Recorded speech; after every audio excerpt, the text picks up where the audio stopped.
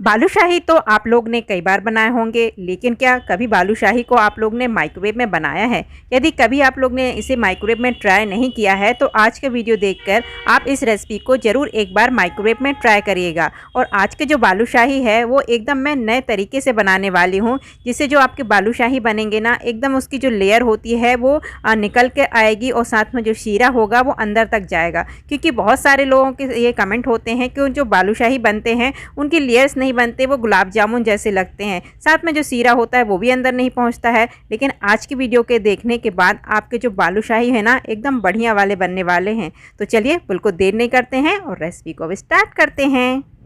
तो बालूशाही बनाने के लिए सबसे पहले हम इसका आटा गूँथेंगे। तो यहाँ पर मैंने लिया है 2 कप मैदा। देन उसके बाद अब हम इसमें ऐड करेंगे 1 टेबल स्पून करीब बेकिंग पाउडर। देन थोड़ा सा हम डालेंगे इसमें बेकिंग सोडा। अब इन सारी चीज़ों को हमें अच्छी तरह से मिक्स कर देना है।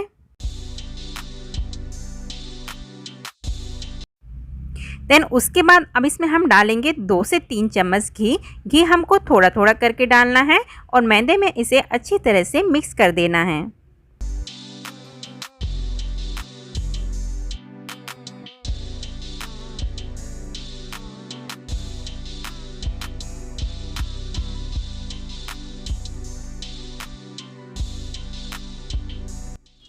जब मैदे में अच्छी तरह से मोयन लग जाएगा, उसके बाद हम इसमें डालेंगे आधा कप दही। दही आपका फ्रेश होना चाहिए, ज़्यादा खट्टा नहीं होना चाहिए। जब दही मैदे में अच्छी तरह से मिक्स हो जाएगा, तब हम इसमें लेंगे आधा कप दूध और दूध की सहायता से ही बालूशाही का जो डो है वो गूँथ के तैयार करेंगे।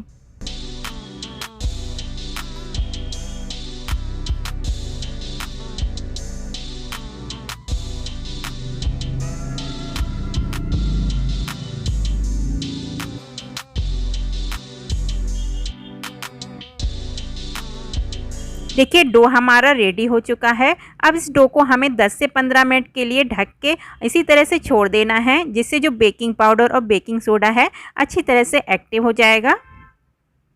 जब तक हमारा मैदा रेस्ट करता है हम चाशनी बना लेते हैं। तो इसके लिए मैंने 500 ग्राम शुगर ली है। साथ में अब इसमें ऐड करेंगे 1 गिलास पानी।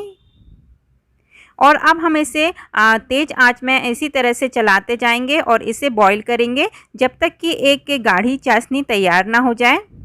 ध्यान रखिएगा, आप इसे इसी तरह से चलाते रहेंगे और आप इस चाशनी को 3 से 4 मिनट के लिए हाई फ्लेम पर इसी तरह से कुक करेंगे, जिससे कि जो चाशनी है वो बनके तैयार हो जाएगी।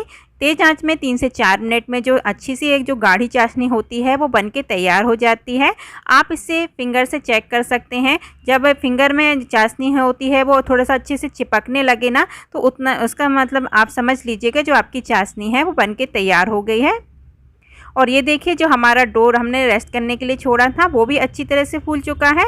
और अब हम इसके बनाएंगे बालूशाही। तो बालूशाही बनाने के लिए हमें जो एक मैदे का जो लोई होती है उसे काट के इस तरह से बेल लेना है। इसे थोड़ी लंबी सी जैसे रोटी होती है ना, उतनी साइज़ की इसकी एक बड़ी सी जो रोटी है वो आपको बेल के तैयार करना है। ये देखिए इतनी साइज़ की जो रोटी है आपको बेल लेना है। देन उसके बाद आप कोई भी प्लेट लीजिए या कोई भी किसी भी डब्बे का ढक्कन लीजिए, उससे आपको इस तरह से एक गोल राउंड को कट कर लेना है।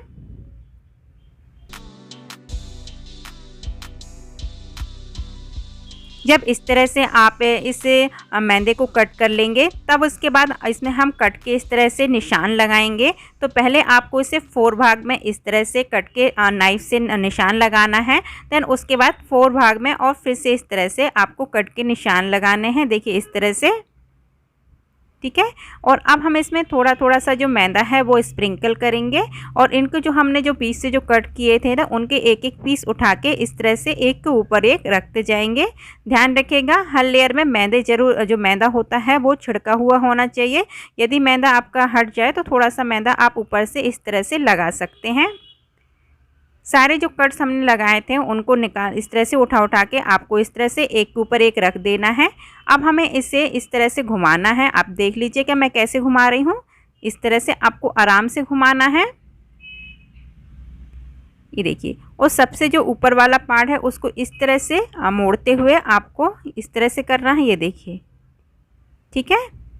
जब आप इस तरह कर लेंगे तो आप इसे नीचे रखिए और जो ऊपर वाला जो पार्ट है उसको एक फिंगर से दबाइए और नीचे तक बिल्कुल लेते जाइए, बिल्कुल नीचे तक टच होना चाहिए। ये देखिए इस तरह से टच होना चाहिए। इस तरह से जो आपका बालूशाही है वो बन जाएगा। अभी हमें एक काम और करना है।